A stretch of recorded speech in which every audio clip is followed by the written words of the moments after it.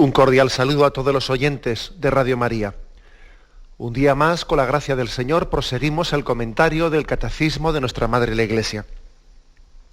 Estamos explicando el sacramento de la unción de los enfermos. Y en concreto ayer, en el punto 1518, que está dentro del apartado de cómo se celebra este sacramento, cuál es el ritual que tiene la Iglesia para celebrar el sacramento de la unción de los enfermos, en el punto 1518, pues se decía que era muy importante la utilización de la palabra de Dios, de la liturgia de la palabra, dentro de este sacramento, que, exceptuando los casos de emergencia en los que se administra el sacramento de la unción de los enfermos de una manera breve, simplificada, en la que prácticamente no se proclama de una manera solemne la palabra de Dios, pues por la premura y la urgencia del momento. Lo lógico es que este sacramento sea celebrado como el resto de los sacramentos, pues iluminado también por la palabra de Dios. Y decíamos que es muy interesante, y es lo que vamos a hacer hoy, es muy interesante ver qué textos especiales de la Sagrada Escritura ha elegido el ritual de la unción de los enfermos, pues para que sean proclamados. ¿Qué textos especialmente son los elegidos de toda la Biblia para iluminar eso que la Iglesia celebra en el sacramento de la unción de los enfermos? Bien, pues vamos a hacer un pequeño repaso de esos textos que nos sirva este programa de hoy para familiarizarnos con el leccionario del ritual de los enfermos. Qué importante es que los católicos vayamos avanzando en familiaridad con la palabra de Dios. Familiaridad no únicamente en el conocimiento de memoria de las cosas, ¿no?, sino familiaridad también de criterio, de sensibilidad. Pensar como Jesús piensa, ¿no? Acordaros de aquella reprensión que le hace Jesús a Pedro. Apártate de mí, Satanás, porque tú piensas como los hombres, no piensas como Dios. Nosotros también tenemos ese riesgo, ¿no?, de que si no nos familiarizamos con la palabra de Dios, si la palabra de Dios no viene a dar razón, sentido a las cosas que nos ocurren, acabamos pensando como los hombres, carnalmente, pensamos carnalmente, no pensamos según el Espíritu de Dios. ¿Y cómo piensa uno según el Espíritu de Dios?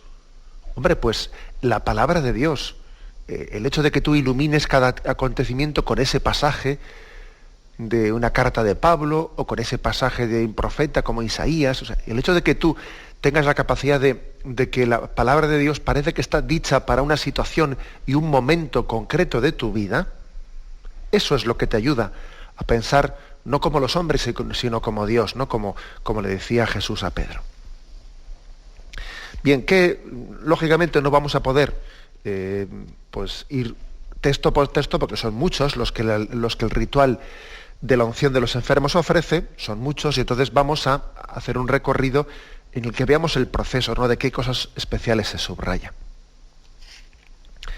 Bueno, pues en el Antiguo Testamento, aparte de que ayer ya hicimos referencia a uno de los libros, al primer libro de los Reyes, en el que se recoge el pasaje en el que Elías, cansado porque está huyendo, se sienta bajo una retama y allí el hombre pues se desea morir, quiere allí a que termine su vida porque no se ve con fuerzas atravesar el desierto, porque le están persiguiendo. Y entonces el ángel del Señor le dice: despiértate, come, y le pone pan y agua para que coma y para que con la fuerza de ese alimento pueda atravesar el desierto. Bueno, y decíamos que este texto, en el primer libro de Reyes, capítulo 19, pues la Iglesia lo utiliza especialmente pues para iluminar lo que es la fuerza del viático, la importancia de que el cuerpo y la sangre de Cristo son para nosotros alimento para el camino, para atravesar ese desierto, camino de la vida, camino de la tierra prometida. Bien, eso lo comentábamos ayer. También después el ritual de los enfermos recurre en varios de sus textos al libro de Job. Al libro de Job, en el que también, pues claro, o sea, daros cuenta de que Job todavía no ha conocido la esperanza de Jesucristo. Y Job sufre una auténtica lucha, ¿no?, dramática frente a la enfermedad y a la muerte, diciendo, ¿qué sentido tiene esto? ¿Qué sentido tiene la muerte? ¿Qué sentido tiene la enfermedad? ¿Qué sentido tiene ver que Job, que ha sido un hombre pues, básicamente de bien, ¿no?, pues ahora ve pues, cómo se descompone su salud, ¿no? Hasta el punto de que Job llega a plantear, ¿por qué dio Dios luz a un desgraciado? ¿Por qué le hizo nacer luego para sufrir? Job se plantea, pero ¿qué sentido tiene la existencia, no? Pero si es que, claro, como él está apretado por el dolor, está apretado por el sufrimiento, llega un momento de desesperación en el que Job dice, ¿no?, si es que más valdría no haber nacido, ¿no? Bueno, pues también fijaros, la palabra de Dios, o sea, el ritual de los enfermos recoge estos textos de Job, consciente de que el enfermo también puede pasar también por momentos de prueba como estos, por momentos en los que lo ve todo negro, en los que no ve la razón, el sentido de la existencia desde la angustia que le genera el sufrimiento, ¿no?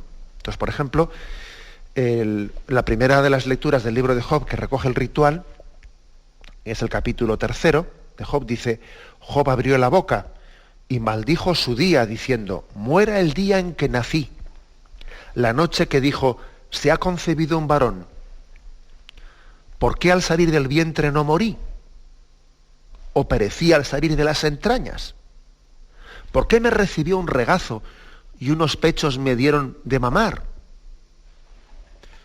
Ahora, se refiere si se hubiese muerto, ¿no? Ahora dormiría tranquilo, descansaría en paz, lo mismo que los reyes de la tierra que se alzan mausoleos. Ahora sería un aborto enterrado, una criatura que no llegó a ver la luz. ¿Por qué dio luz a un desgraciado y vida al que la pasa en amargura, al que ansía la muerte que no llega y escarba buscándola más que un tesoro? Bueno, pues como veis, una lectura como esta. ¿Por qué la Iglesia la ha elegido, esta lectura en el ritual de enfermos? Bueno, porque somos conscientes de que también la palabra de Dios conecta con la situación de muchos enfermos que están viviendo momentos de crisis.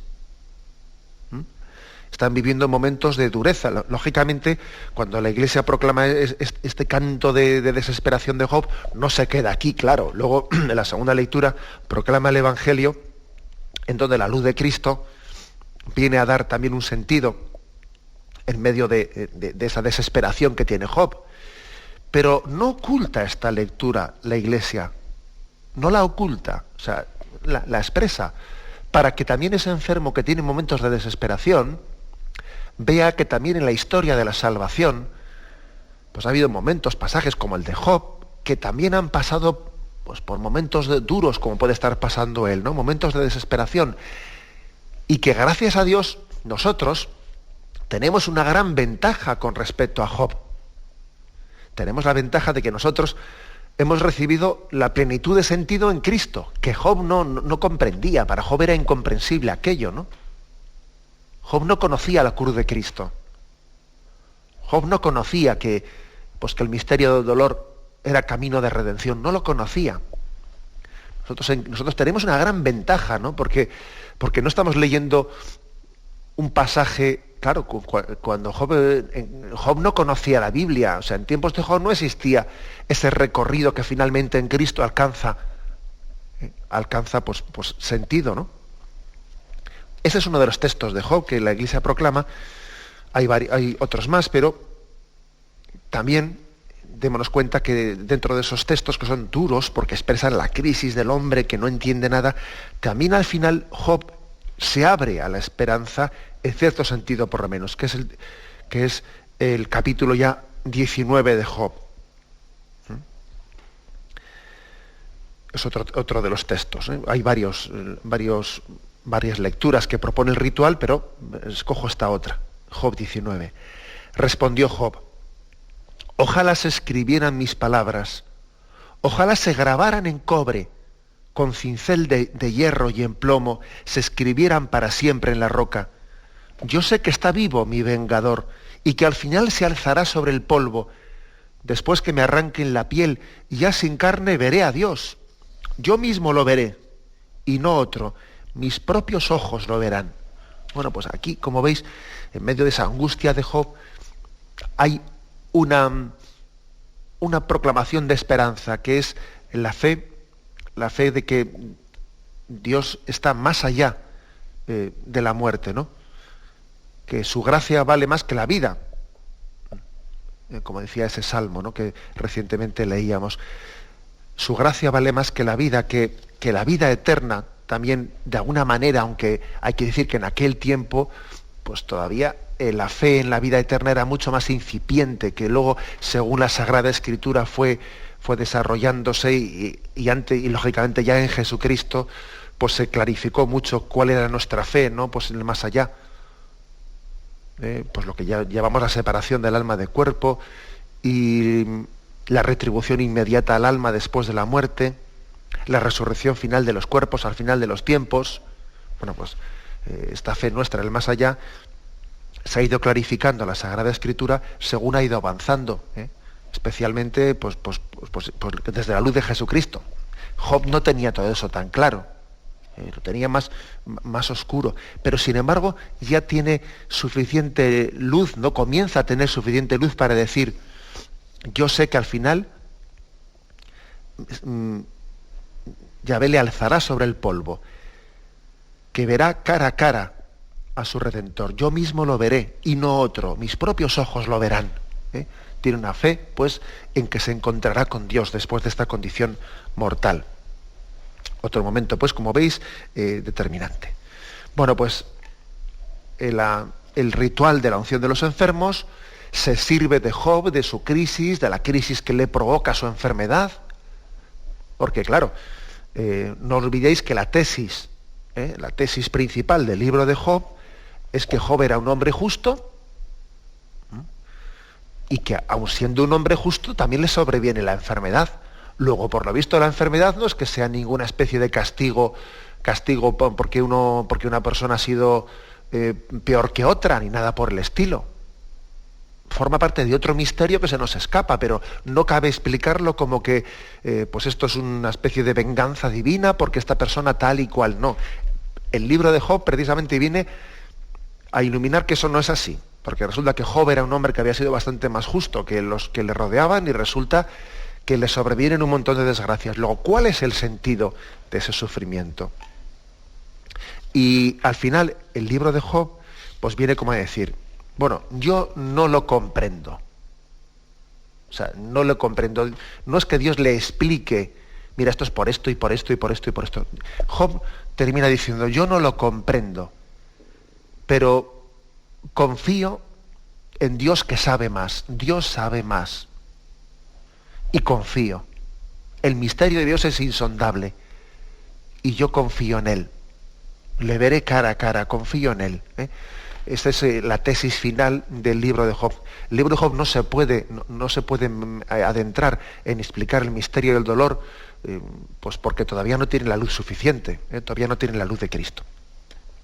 Bueno, luego tenemos otros libros también del Antiguo Testamento, pero vamos, recojo uno en concreto, que es el del profeta Isaías, pues un texto básico que ya abre un poco de luz a este misterio. Es el del cántico de siervo de Yahvé.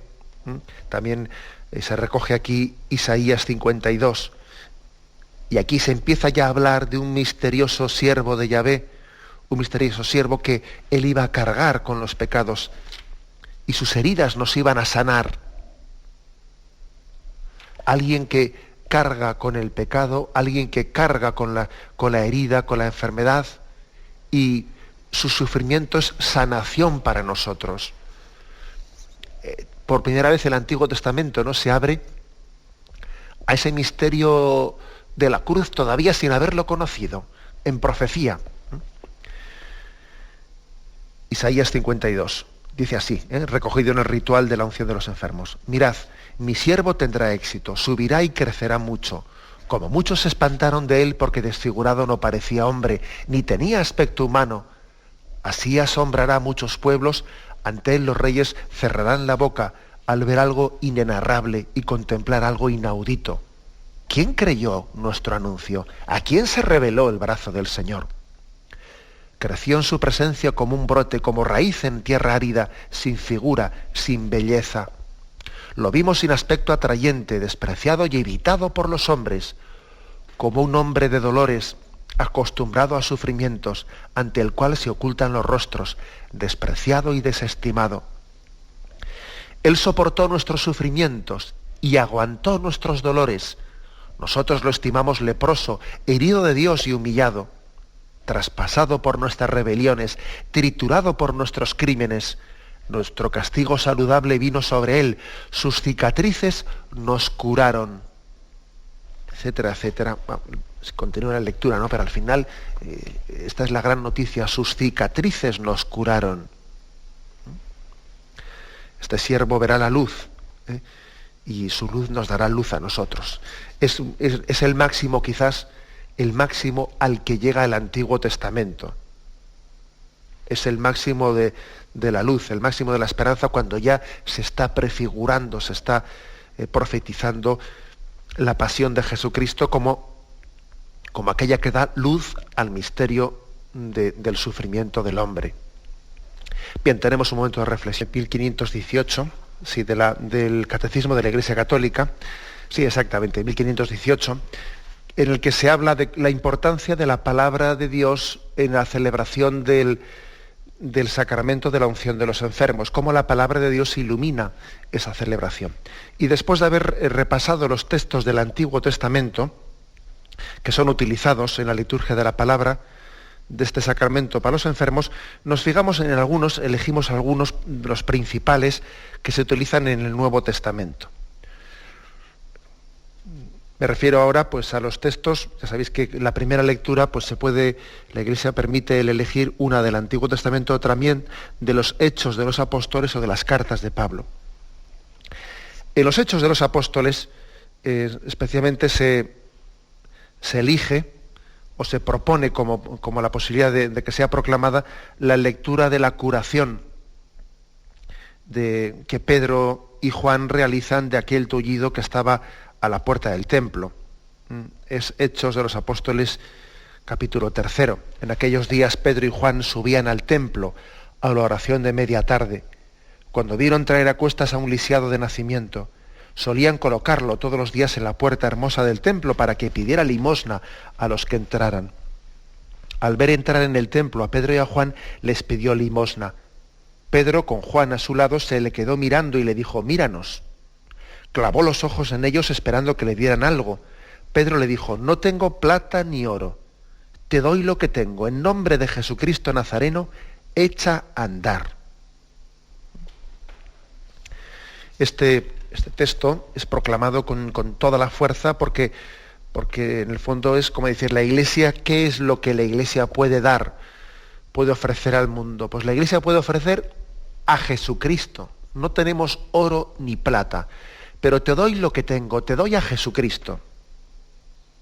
En nombre de Jesucristo. Echa a andar. Esta es la gran proclamación. Somos conscientes de que nuestro tesoro, el tesoro de la Iglesia, es Jesucristo, que es un tesoro sanador. Es un tesoro sanador, pero ojo, el tesoro de la Iglesia no es la salud, es Jesucristo, que es sanador, y es consolador, y es el que nos fortalece, etcétera, etcétera. Nuestro tesoro es Jesucristo. Digo esto porque es que a veces tenemos el peligro de valorar más los dones de Jesús que a Jesús mismo. Y a veces nos acercamos a Dios en busca de sus dones. Señor, dame esto, dame lo otro. Y tenemos el peligro de valorar más las cosas que Dios nos da que a Dios mismo, el dador de los dones. Es como aquel que parece que se acerca a su madre egoístamente, pues pidiéndole determinada cosa y se la da y se olvida de su madre, ¿no? No, si aquí lo importante es, te doy a Jesucristo. No tengo oro ni plata, es Jesús el que se me ha dado como tesoro y yo te lo ofrezco. Y ese Jesús es sanador, pues para este enfermo en concreto, y también, como hemos dicho más de una ocasión, pues también será el que en otra ocasión, cuando en esa voluntad salvífica de Dios no esté en sus planes la sanación, será aquel que te haga confortarte en tu enfermedad y te haga confiar plenamente en medio de ella. Bueno, hasta tal punto esto es así, se centra en este aspecto que el capítulo siguiente, el capítulo 4, también es elegido como uno de los textos básicos, ¿no?, en este ritual de la unción de enfermos, y en Hechos de los Apóstoles 4, 8, 12 dice: en aquellos días Pedro, lleno del Espíritu Santo, dijo: jefes del pueblo y senadores, escuchadme, porque le hemos hecho un favor a un enfermo, nos interrogáis hoy para averiguar qué poder ha curado a este hombre. Pues quede bien claro a vosotros y a todo Israel que ha sido el nombre de Jesucristo Nazareno, a quien vosotros crucificasteis y a quien Dios resucitó de entre los muertos. Por su nombre éste se presenta sano ante vosotros. Jesús es la piedra que desechasteis vosotros, los arquitectos, y que se ha convertido en piedra angular. Ningún otro puede salvar, y bajo el cielo no se nos ha dado otro nombre que pueda salvarnos. O sea, es decir, se nos recuerda aquí que solamente Jesús salva, solamente Jesús es salvador. Solo Jesús salva. No hay otro nombre bajo el cielo y tierra que pueda salvar al hombre. Este es un mensaje básico que la Iglesia le ofrece a un enfermo. Y cuando le dice esto, pues os podéis imaginar que se lo está diciendo casi mezclando dos planos, ¿no? El plano físico y el plano espiritual, como Jesús mezclaba los dos planos, ¿no? Jesús mezclaba el plano de, pues cuando aquel paralítico le dice: tus pecados son perdonados, ¿quién puede perdonar los pecados? Y entonces le dice: ¿qué es más, perdonar los pecados o decirle levántate, coge tu camilla? O sea, Jesús mezclaba los dos planos. El de la sanación física era un signo de la sanación, del perdón de los pecados. Entonces, conscientes de que estamos voluntariamente, ¿no?, mezclando esos dos aspectos, se dice: no hay otro nombre bajo el cielo que pueda salvar, es Jesucristo. Eso se le dice a un enfermo: confía en Jesucristo, que de una manera u otra te va a salvar. No sabemos si en su voluntad, en los planes y en los designios salvíficos de Dios, pues entrará que esa enfermedad que ahora padeces sea sanada, o a través del abrazo a esa enfermedad concreta que estás padeciendo, Jesús te va a salvar, si de alguna manera superándola o abrazándola, pero seguro que te va a salvar. O sea, es la gran proclamación que se le hace al enfermo al administrarle este sacramento de la unción de los enfermos. Un paso más, fijaros, en la carta a los Romanos, en el capítulo 8, se habla de cómo nuestro cuerpo aguarda la redención, y se habla de los dolores de parto, con una imagen hermosísima, una imagen que está como traspasando el misterio de la cruz a nuestra enfermedad. Jesús sufrió como dolores de parto en la cruz. Un enfermo también sufre como dolores de parto. Esta lectura hermosísima, llena de sentido y de plenitud, esto es lo que Job no conocía, esto es lo que Job todavía no había llegado a entender, pues se proclama también. Es Hechos de los Apóstoles, Carta a los Romanos, capítulo 8, versículo 18 y siguientes. Hermanos, considero que los trabajos de ahora no pesan lo que la gloria que un día se nos descubrirá. Porque la creación expectante está aguardando la plena manifestación de los hijos de Dios. Ella fue sometida a la frustración, no por su voluntad, sino por uno que la sometió. Pero fue con la esperanza de que la creación misma se vería liberada de la esclavitud de la corrupción, para entrar en la libertad gloriosa de los hijos de Dios. Porque sabemos que hasta hoy la creación entera está gimiendo toda ella con dolores de parto. Y el Espíritu viene en ayuda de nuestra debilidad, etc. Es decir, fijaros qué luz tan grande, ¿no? La creación expectante, está esperando, está gimiendo con dolores de parto. Jesús también tiene dolores de parto en la cruz, porque está dando a luz una nueva humanidad. Hace nuevas todas las cosas. También el enfermo está sufriendo dolores de parto. Los dolores de parto, pues para las personas que los han padecido, que a veces nos suelen decir, ¿no?, que como los hombres pues no vivimos el misterio de la maternidad o la paternidad pues con la misma intensidad que vive una mujer, pues la maternidad, pues porque entre otras cosas, por muchos motivos, ¿no?, pero uno de ellos es porque los mismos dolores de parto que padece la mujer le hacen entender y valorar, sufrir y gozar, pues de una manera muy superior, lo que es el don de la vida, ¿no? Eso que te ha costado es eso que tú has valorado especialmente, ¿no?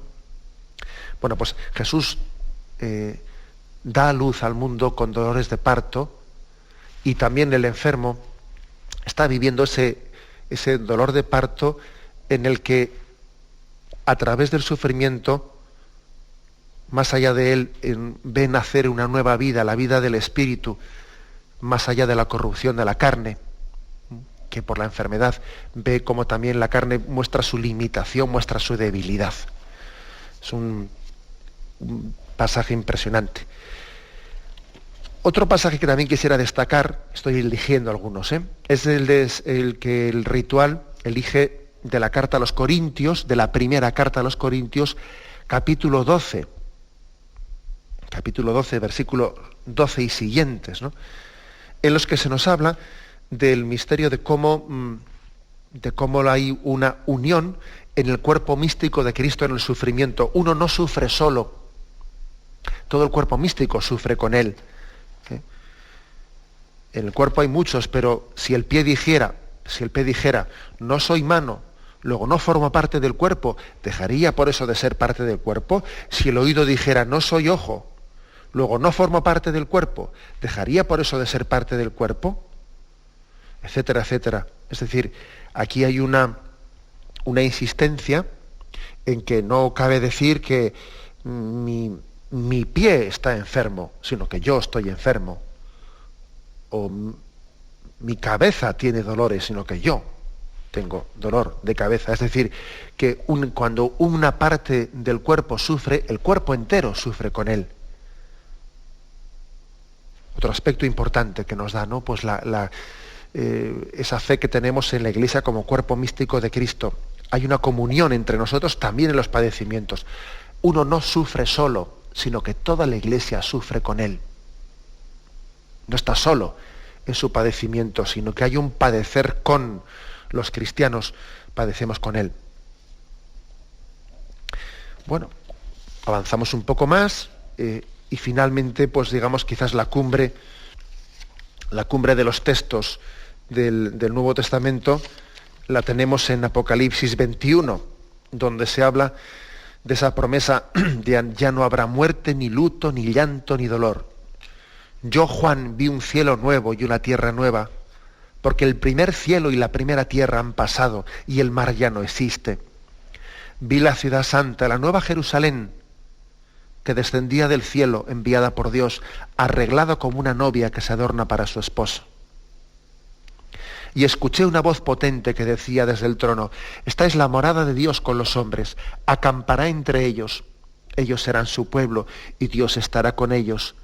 Enjugará las lágrimas de sus ojos, ya no habrá muerte, ni luto, ni llanto, ni dolor, porque el primer mundo ha pasado.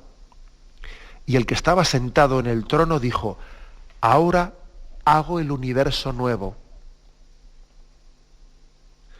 Bueno, pues como veis, esta podía ser perfectamente la cumbre de lo que está el libro de Apocalipsis, la cumbre de la revelación. Hay un cielo nuevo y una tierra nueva donde no habrá lugar para el llanto, para el dolor. El dolor, en el designio del Señor, ha sido un camino para la resurrección, pero que es un camino que, al igual que los sacramentos, pues en el cielo ya no habrá sacramentos. En el cielo uno se encontrará con Cristo cara a cara. En el cielo no hará falta recibir el sacramento de la Eucaristía, porque allí uno se encontrará con Jesús sin esa mediación del pan eucarístico, cara a cara con él, ¿no? Lo mismo decimos del misterio del dolor y de la cruz. El dolor y la cruz ciertamente pues es un... Pues hemos dicho, hemos puesto esa imagen de los dolores de parto. Siempre, una vez que uno ya ha nacido, se olvida de los dolores de parto. Era un medio para dar a luz. En la vida eterna no habrá llanto, no habrá dolor, no habrá sufrimiento. La cruz no será dolorosa, será pues la evocación gloriosa. Esta es la gran proclamación, donde allí Dios lo será todo en todos, donde el mal no tendrá lugar, y las propias huellas que el mal ha dejado en nosotros y que ahora padecemos como cruz, no tendrán lugar, serán plenamente borradas y vencidas. Bien, tenemos un momento de reflexión y continuamos. Estamos comentando cómo celebra la Iglesia el sacramento de la unción de los enfermos. Y en concreto, dentro de este punto 1518 del Catecismo, el que hoy nos hemos centrado, estamos haciendo un pequeño repaso de cuáles son los textos principales de la palabra de Dios con los que se ilumina el misterio de la enfermedad, el misterio de Jesús sanador. Llegados al Evangelio, ya hemos hecho un repaso de cuáles son los textos del Antiguo Testamento y de los Hechos y de las cartas. Nos falta el Evangelio. Entre los Evangelios que se ofrecen, hay uno que especialmente pues es entrañable, que ha sido, no en vano ha sido elegido aquí el primero, como la primera posibilidad pues, de elección, ¿eh? Porque sabéis que la liturgia, o sea, la Iglesia pone en manos del celebrante de un sacramento la posibilidad de elegir él entre varios textos, ¿no? El primero que se pone pues, es el de las bienaventuranzas. El texto de las bienaventuranzas pues, contrapone lo que son los valores de este mundo comparados con los valores del reino de Cristo. Contrapone lo que es una felicidad, pues a corto plazo. Contrapone con lo que es a veces una concepción de la felicidad, pues que es una búsqueda inmediata de una dicha. Uno dice, yo quiero, a veces uno piensa eso, ¿no? Que ser feliz es buscar a corto plazo, pues el alivio de su sufrimiento, de su situación. Salir del apuro, vamos, salir del apuro. Y sin embargo, pues las bienaventuranzas nos están poniendo los ojos en un horizonte más amplio. Más amplio. Dichosos los pobres en el espíritu, porque de ellos es el reino de Dios, de los cielos. Los sufridos, porque ellos heredarán la tierra. Dichosos los que lloran, porque ellos serán consolados.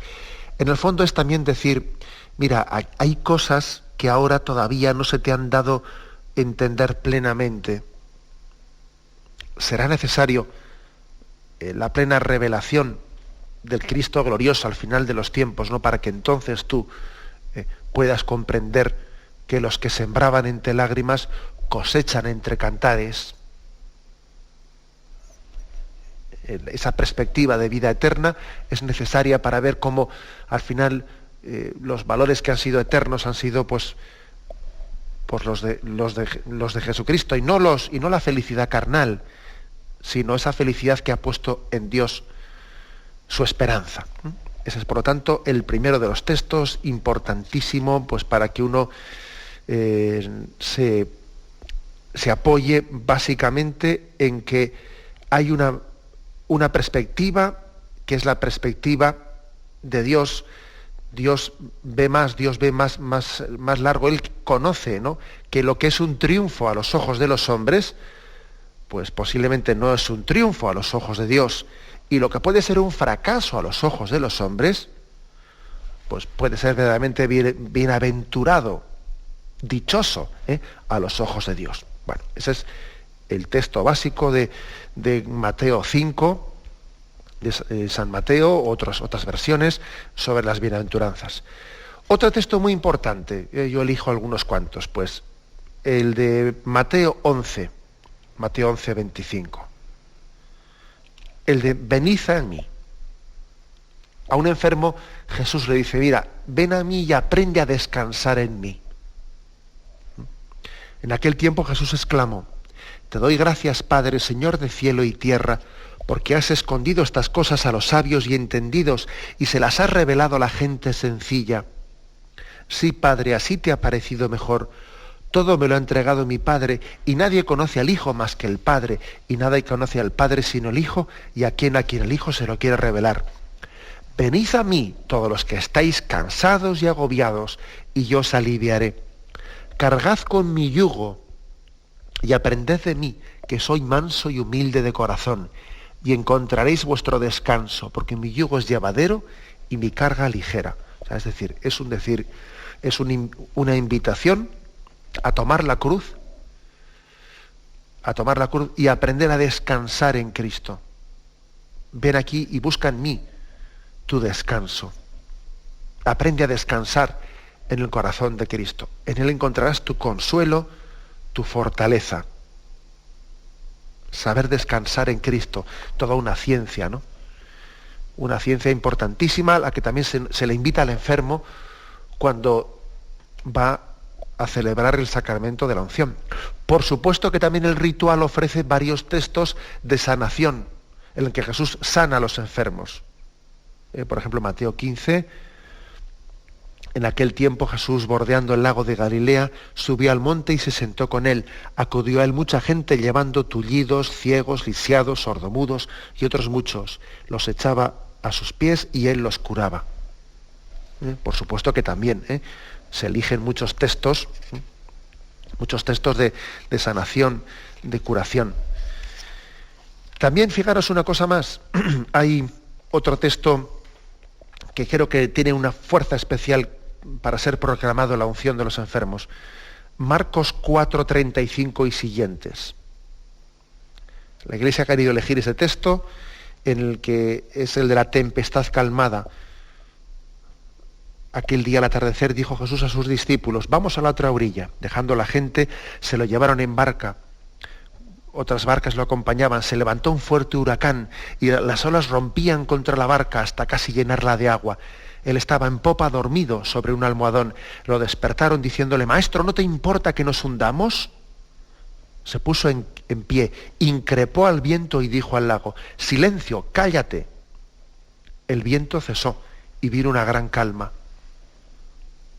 ¿Por qué sois tan cobardes? ¿Aún no tenéis fe? Bueno, pues este texto, como os podéis imaginar, la Iglesia lo ha querido seleccionar porque un enfermo puede sentir también, ¿no?, que su barca parece que es que se la tragan las olas, ¿no?